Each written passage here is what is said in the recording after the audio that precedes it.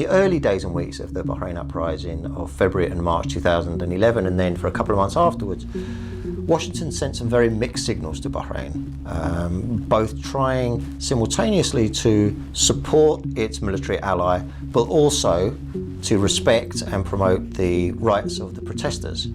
Now, looking back over the last 5 years, really, although we complained about the mixed messaging at the time, some of the best things that were said in those months. We have insisted both publicly and privately that mass arrests and brute force are at odds with the universal rights of Bahrain citizens.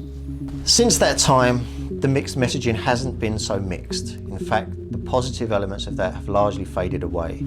So far that in June 2015, in lifting some restrictions that the US State Department had put on selling weapons to Bahrain, it cited meaningful progress on human rights, which are all but invisible to everybody else. Now, the US could, if it wanted to, use the power of that military relationship that it has with Bahrain to push the Bahraini government on diversifying its security forces. At the moment, the security forces in Bahrain are made up almost exclusively from the ruling Sunni sect.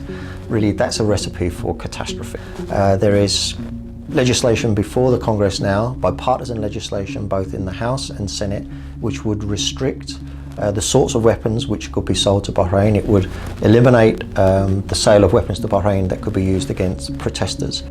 The US has real influence and power there. It often denies that it has. But really, if the political will is there to put pressure on the Bahrain government, we can see change there.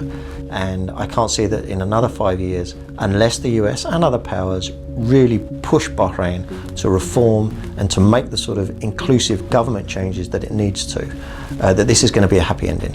If you want to know more about Bahrain, check out our website, humanrightsfirst.org.